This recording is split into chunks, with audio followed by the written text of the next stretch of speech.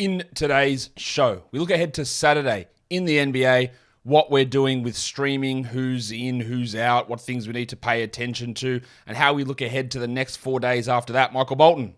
Thanks, Josh. It's Michael Bolton here, and it's time for another episode of the Locked On Fantasy Basketball Podcast. Let's get to it. Let's get to it, indeed. You are Locked On Fantasy Basketball, your daily fantasy basketball podcast, part of the Locked On Podcast Network.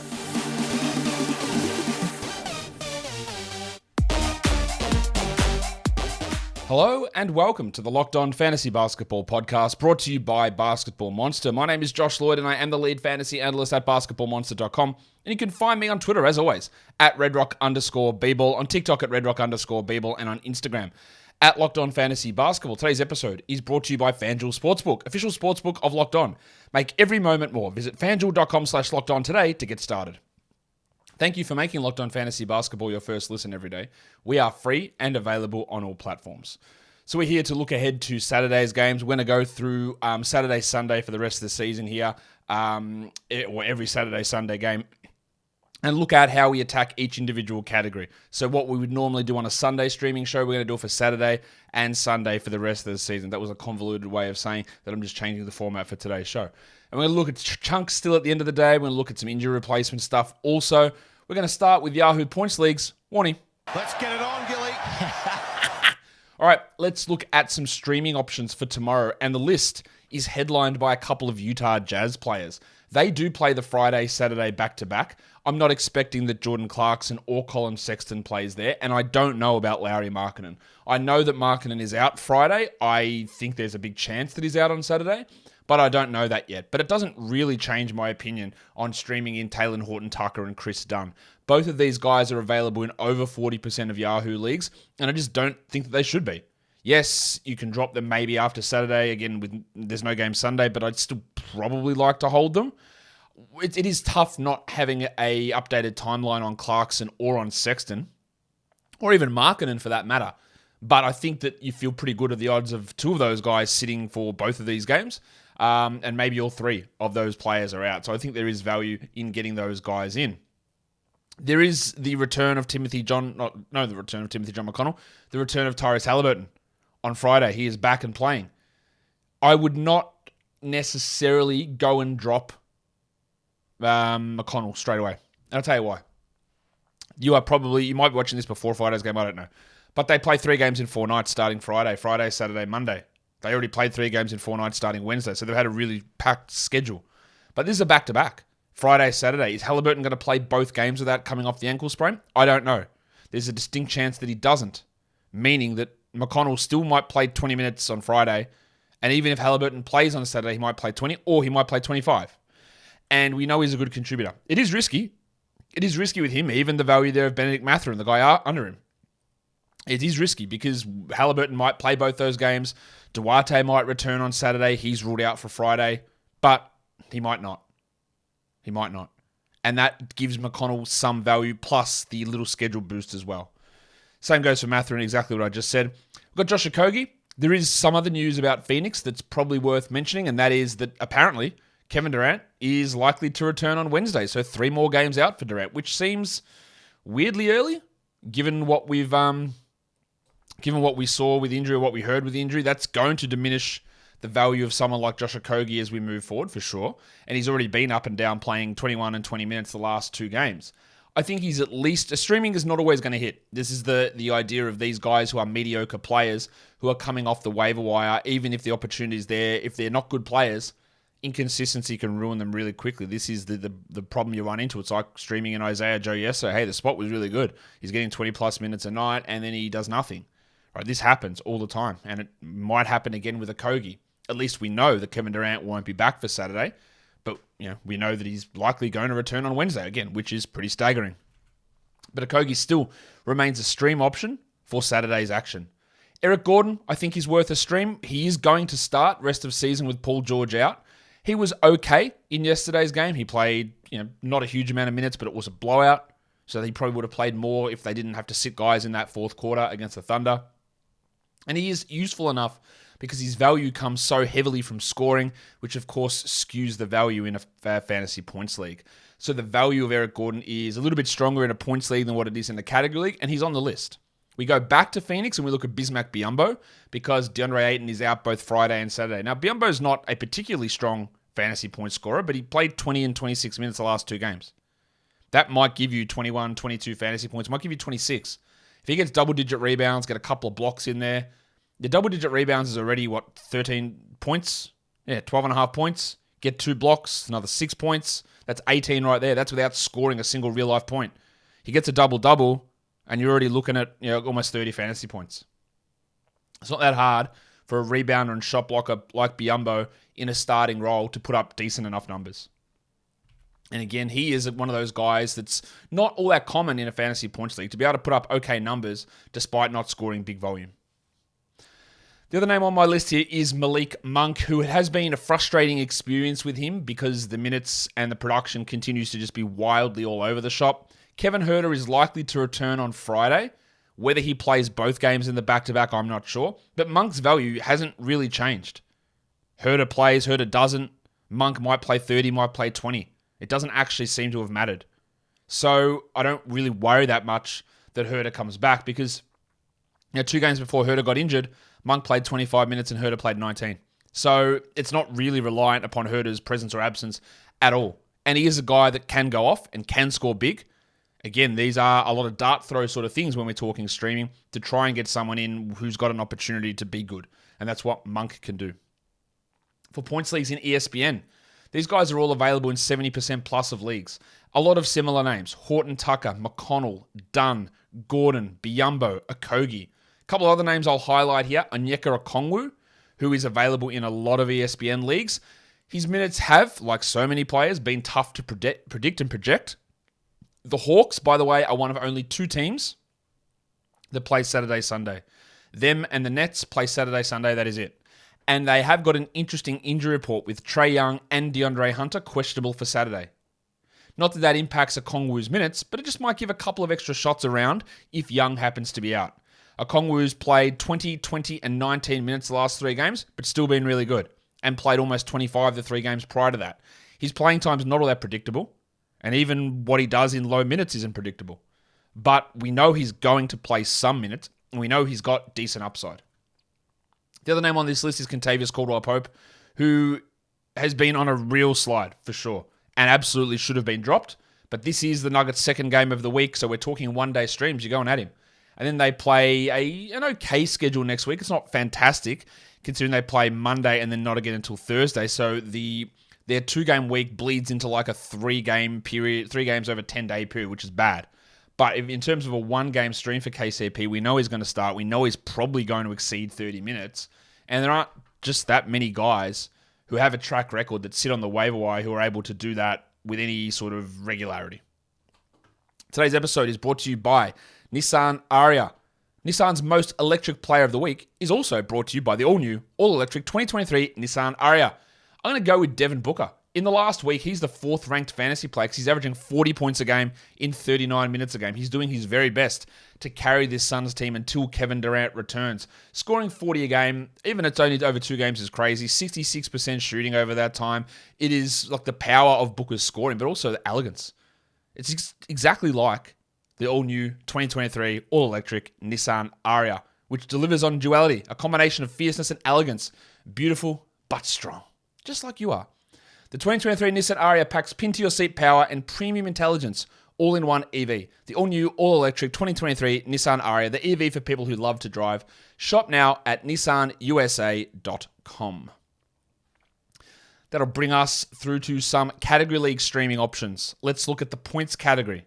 You know you always get a lot of crossover when we're looking at these categories, but when we're looking here, you've got 2 days left in the matchup. You've got to really focus in. And remember, 2 teams play the back-to-back. Atlanta and Brooklyn. Don't be surprised if Brooklyn sits a bunch of players on Sunday. They've already ruled Seth Curry out for Saturday for personal reasons. Last time they had a back-to-back, they sat a whole bunch of guys. Don't be shocked if some whackery happens on Sunday. And the Hawks, as I mentioned, have already gone with Trae and Hunter as questionable for Saturday. Who can we stream in the points category? Eric Gordon, Yes, you look 12, 14 points, 16-point upside, maybe, sure. Hard to judge off last game considering the buyout, but yeah, he's got value. Ochai Agbaji, whose value will jump even higher if Lauri Markkanen happens to be ruled out. Again, Markkanen is currently only out for Friday, but there is a chance that he's out for Saturday. So I think that there is some appeal here in Agbaji, who will get more usage, and we'll get another example of that on Friday, but he'll get more usage with or if Markkanen's out. But otherwise, with no Sexton and no Clarkson, most likely, Agbaji will be pretty useful, I think. Blake Monk's a scorer, we know that. That's a 20-point upside sort of a player. Josh Okogie, again, it's not easy to get good fantasy points, or not even fantasy points, to get good points off the waiver wire. So you are relying upon a guy who's a starter like Okogie who might get 30 minutes, who might not. He might score 18 points, he might score 7. It is a risky proposition with him. But in terms of how things I've projected out, I think he can be an okay streamer for points. Chris Dunn also has been playing really well, getting really strong minutes, and playing with pretty decent usage coming off the bench. So he's an interesting guy. Marcus Morris, also we know that for some reason Ty Lue loves him.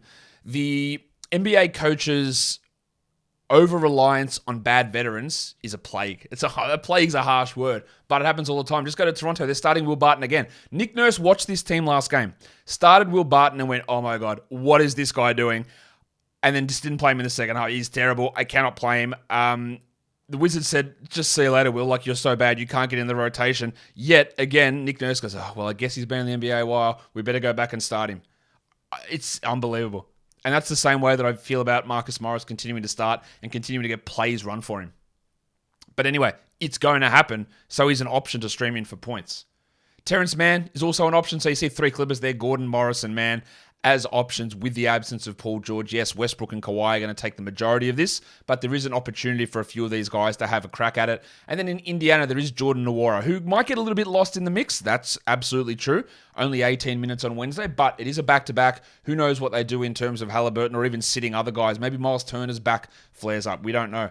And Nwora can be a guy that scores 18 points in 17 minutes. We can do that. And so you're taking a lot of dart throws when looking at the waiver wire. In terms of 3-point streamers, there's a lot of more easy ones here. Agbaji is going to hit threes. The winner soldier, Max Strus, especially with Caleb Martin questionable, that would likely mean that Strus gets more minutes there, and he's playing 30 anyway. He doesn't do anything else. He's not super reliable, but you feel good about getting 1 to 2 out of him, minimum. Shamet, yeah, I don't know why they gave him so many minutes last game, but they did, so we have to pay attention to that, and I don't think much is changing with that rotation. Well, no one's coming back into the mix is more important there for the Suns on Saturday. So Shamet's going to get a chance to have 12 points with 3 triples. Eric Gordon's going to hit his threes. Grayson Allen, definitely going to hit his threes. He doesn't do anything else. He's a very stereotypical Grayson Allen, 8 points, 2 threes sort of a player. Javon Carter, maybe. He can hit some threes. He's shooting the ball really well. I expect that Joe Ingles sits, but I don't know that. So Carter could be an option. Royce O'Neal, the beginning of a back-to-back here. No Seth Curry. Royce can be an option there as well. You could throw Joe Harris into that as well. And Pat Connaughton also is worth a stream for the back-to-back there. Again, with the potential absence or the likely absence, I think, of Ingles and maybe of Jay Crowder as well. In terms of rebound options, I'm going to go with Biyombo there at number 1. I just think that starting in place of Ayton, double-digit rebound upside for him is pretty likely. Kevin Love is a guy that can get 7, 8, even in limited minutes as a starter. Day'Ron Sharp's a risky one. He could get you 7, he could get you 10, he could get you 0. He played good minutes the last 2 games against Cleveland. Whether they run that again against Miami, I don't know. We'll see what direction they want to go, but he's in the mix. The cockroach Mason Plumlee, he's going to get 20 minutes. He's going to get 6 rebounds. It's pretty much just what he does every game. Jock Landale, in Phoenix, the backup role behind Biyombo, that's 18 minutes or so. That's 5 to 6 boards. Not easy to get boards. Torrey Craig has been a very good rebounder as a starter. He might get 8 of them. Paddy Connaughton should have a role there with Ingles and probably Crowder out. And it is a back-to-back, so who knows? Milwaukee might decide Lopez or Giannis is going to sit. It is against the Nuggets, so maybe they don't. But that is worth paying attention to. And then there's O'Shea Brissett, who I don't know whether they actually play or not. They might play him. They might not. But he is an okay rebound streamer. That's getting a little bit more into desperation territory. Today's episode is also brought to you by Ibotta. Watching your closet grow after purchasing all of this season's latest trends? How about also watching your cashback grow with each purchase with Ibotta? You can earn cash back on every shopping trip. Ibotta gives you cash back on hundreds of grocery items from produce to personal care to pantry goods. Either link your loyalty account or upload your receipt after you shop and get your cash back. It's that easy. Ibotta gives you real cash back, not points. Other apps give you points that don't amount to much. With Ibotta, you get real cash back, and you can cash that out to your bank account, to your PayPal, or into gift cards. The average Ibotta user earns $120 a year in real cash back. That could cover the cost of an entire shopping trip. You could use the cash back to get that flight that you've been eyeing, the game you've been dying to go to, or even a fancy dinner that you've been craving. You can earn cash back on hundreds of online brands and retailers too when you start with Ibotta, including Lowe's, Macy's, Sephora, Best Buy, and more. Right now, Ibotta is offering our listeners $5 just for trying Ibotta by using the code LOCKED when you register. Just go to the App Store or Google Play Store and download the free Ibotta app and use the code LOCKED. That's Ibotta, I-B-O-T-T-A, in the Google Play or App Store and use the code LOCKED. Let's stream in some assists. I am under the assumption that there is a risk of Halliburton sitting on Saturday. He is returning Friday, but it is a back-to-back, ankle swell, whatever, right? There is a risk. So I'm going to put McConnell and Nembhard near the top of this list. It might not work out. Halliburton might play. I don't know. But they are options if he doesn't. They're probably options if he does, just lower down options. Chris Dunn is an assist stream for sure. You can throw Horton Tucker in that mix too, although I believe he's at like 55%, and my cutoff for these category league ones is 50. Malik Monk, really good assist guy, coming off the bench as a shooting guard eligible player. Terrence Mann might get you 4. Eric Gordon might get you 3, but it is overall a very rough day for streaming and assists. It's very rough. Like we're down here talking Royce O'Neal and Eric Gordon, who might get you 3, 2. Campaign's a cheeky one. I don't like they're playing him 14 minutes a night. He can get 6 in 20 minutes, but they haven't been doing that, which makes it a little bit tougher, but he's at least a point guard, and he is a high assist rate player, so there is some value in him if they decide to pump just a couple of extra minutes into him. In terms of steals, these are always easier to get in. Chris Dunn, obvious one, that's a 3 steal, 5 steal upside player. KCP's a 4 to 5 steal upside player. TJ McConnell's, honestly, like we've seen it, a 10 steal upside player. I can't believe that game he had 10 steals last year. He had 9 in the first half. That was a shocking second half. But he's a good steals guy. Okogie, 3 steals guy. Josh Richardson, 3 steals guy. Gabe Vincent, probably less, but steals. Bruce Brown, Royce O'Neal. Very, very easy to stream in steals. These are key points to remember. Streaming steals, streaming threes, the easiest thing you can do in fantasy. The easiest. Blocks, not so much.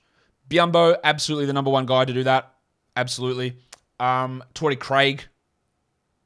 Yeah. Maybe. Gets a bit rough, doesn't it? Day'Ron Sharp, Josh Okogie, Paul Reed. If Embiid sits, that would be really good. Jock Landale, maybe, as the backup center in Phoenix. Nico Batum, and maybe Sticks. Stand by your man! It is a back-to-back. I don't know if Miles Turner's back issue will crop up. I don't know if Smith will even be the backup center. But as you'll notice, the lack of confidence in streaming any blocks guys is huge, as opposed to the confidence in streaming in a steals player. It's just not very easy to do. Field goal percentage streaming. The Cockroach Mason Plumlee, Day'Ron Sharp, Biyombo, Udoka Azubuike, who literally might not even be in the rotation, but if he is, he's a great field goal percentage guy. They've sort of been mixing him, matching him and Damian Jones. Larry Nance, whose minutes are very well down, but he's a high field goal guy. TJ McConnell is a guard. You don't see many guards on this list, but he's a high field goal guy. Paul Reed, and then low-minute legend Chimezi Metu, who can be like he might be 4 of 5 from the field in 10 minutes. That could be enough just to give you a little 1 percentage point boost on your field goal percentage overall. Free throw percentage, it's not that hard to find guys here. We're looking at Malik Monk, Kevin Love, Gabe Vincent, Aaron Nesmith, Adrian Griffin Jr., Grayson Allen, Cam Thomas should get minutes with Seth Curry out, and Landry Shamet. Thomas, I guess you could throw into streaming in for points and threes as well if they decide to lean into him, even if he gets 23 minutes a night, which Curry doesn't get. But if Thomas somehow worked his way into that, then he would be a stream option for that. In terms of some injury replacement stuff, if Trae Young is out, then we go to Bogdanovic. We would go to Hunter, but he's also questionable. We can go to Griffin there as well as a stream option. Aaron Holiday will get more minutes, but it won't really matter for fantasy. If Caleb Martin, who is questionable, is out, then we go to Strus and Kevin Love as more viable stream options. If Jim Harden is questionable, and go both him and Embiid are questionable for Friday, so we don't know their status for Friday or Saturday. If Harden is out, it's obviously DeAnthony Melton, and then it's probably Shake Milton, whereas if Embiid is out, we go to Paul Reed, and then after Reed, it's maybe Montrezl Harrell, although he is very, very far in the doghouse. Let's look at the next 4 days. Saturday, Sunday, Monday, Tuesday, and we got some news that I didn't expect. Oh, hi, Mark. Oh, yeah, he's back. Mark Williams, thanks to their horrendous injury reporting, he's back. Just didn't tell us anything, and now he's probable to play on Friday. Now they don't play again until Sunday, the Hornets, and I don't think that Williams is going to be like limited behind Nick Richards. I think he'll move straight back into starting, but he might only play like 26 or 27 minutes. But you do have to grab him. I didn't expect this, and I still don't know what they're going to do with Oubre or what they're going to do with Terry Rozier or anything like that. But what I do know is that Dennis Smith's probable for Friday in terms of all those injuries there, but Rozier is doubtful, so I don't know what's going to happen moving forward. But what I do know is that Mark Williams is back.